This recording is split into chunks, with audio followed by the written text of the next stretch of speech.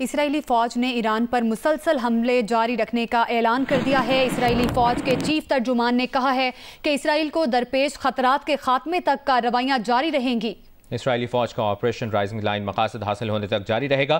سب کو ایران کے خلاف ایک طویل آپریشن کے لیے تیار رہنا چاہیے۔ اسرائیل اور ایران کے درمیان موجودہ صورتحال پر بات کرتے ہیں۔ ہمارے ساتھ فون لائن پر موجود ہیں سابق سفیر جاوید حسین صاحب۔ جاوید صاحب، بہت شکریہ آپ کے وقت کے لیے۔ آج جو کچھ ہوا سب کے سامنے ہے، ٹی وی سکرینز پر سب نے دیکھا ہے۔ سفارتکاری طور پر کس طرح سے یہ خطہ جنگ کی طرف، سفارتکاری کی طرف کس طرح لوٹے گا، اور سفارتی طور پر خطے میں کس طرح کا بحران ہے؟ آپ کس طرح سے انالائز کرتے ہیں اس پوری سچویشن کو؟ اسرائیل کا ایران پہ آج کا حملہ نہ صرف بہت افسوسناک ہے بلکہ انتہائی قابل مذمت بھی ہے، کیونکہ یہ بین الاقوامی قوانین، UN کے چارٹر کی کھلم کھلا خلاف ورزی ہے اور ایک جارحیت کی بدترین ایک نشانی ہے اور ایک مثال ہے۔ اس لیے اس کی جتنی بھی مذمت کی جائے تو وہ کم ہے۔ ہمارے حکومت نے، ہمارے اعلیٰ عہدیداران نے، صدر صاحب سے لے کے وزیر اعظم، وزیر خارجہ اور دوسری اسمبلیوں نے جس طرح سے اس کی مذمت کی ہے وہ میرا خیال میں بالکل مناسب اور جائز تھی۔ اب سوال یہ پیدا ہوتا ہے کہ ان حالات میں آگے جو ہے حالات کیا رخ اختیار کریں گے۔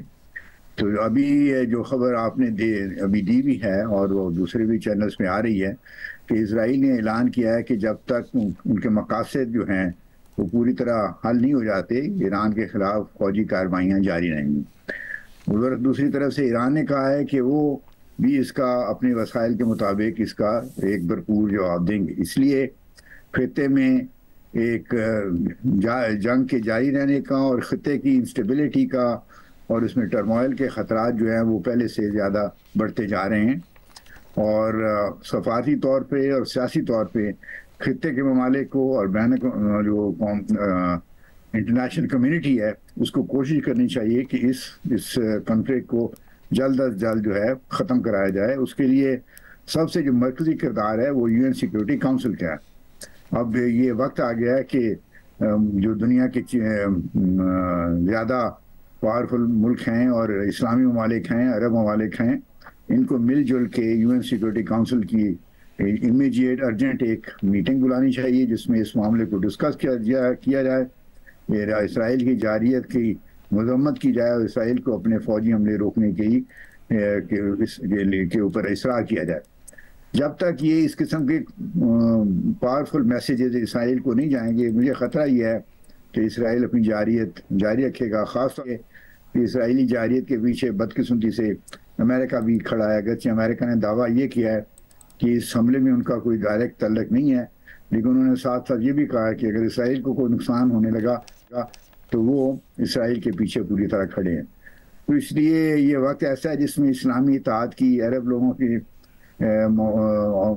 کی بھی ایک رول ادا کرنے کی ضرورت ہے، اور جب تک وہ رول اسلامی ممالک پرزور طریقے سے اختیار نہیں کرتے اور باقی انٹرنیشنل کمیونٹی بھی نہیں کرتی، مجھے خطرہ ہے کہ اسرائیل کی جارحیت جو ہے وہ ایران کے خلاف جاری رہے گی۔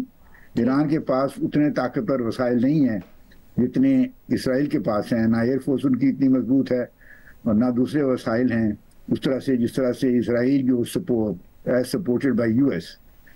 تو اس لیے آل دا مور ریزن یہ ہے کہ اسلامی ممالک جو ہیں اس جنگ کو جلد از جلد ختم کروانے کی اپنی کوششیں سفارتی لیول پہ تیز تر کریں۔ ٹھیک، جاوید صاحب، اسرائیلی جارحیت کے بعد جو بین الاقوامی رد عمل سامنے آیا ہے، اسے آپ کیسے دیکھتے ہیں؟ ایران کو سفارتی سطح پر کیا کوئی مدد مل سکے گی؟ اور مسلم ممالک کے سوا کسی عالمی طاقت نے اسرائیل کی مذمت نہیں کی ہے؟ نہیں، ایسی بات تو نہیں ہے۔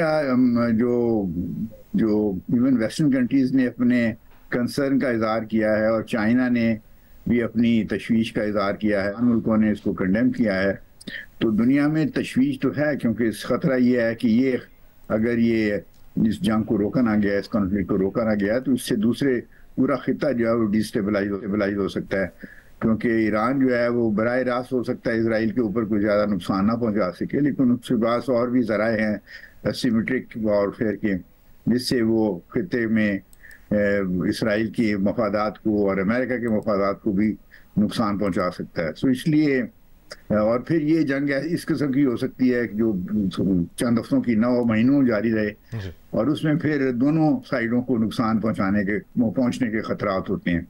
تو کوشش یہ ہونی چاہیے انٹرنیشنل کمیونٹی کی کوئی اس بات چیت کے ذریعے اس معاملے کو سلجھانے کی کوشش کریں, کیونکہ ان دا لانگ رن اگر یہ کانفلکٹ جاری رہا تو سارا خطہ جو ہے اس سے اس کے مفادات کو زک آئے گی اور اس کو نقصان پہنچے گا. اسرائیل اور ایران کے درمیان موجودہ صورتحال پر بات کرنے کے لیے ہمارے ساتھ موجود تھے سابق سفیر جاوید حسین صاحب.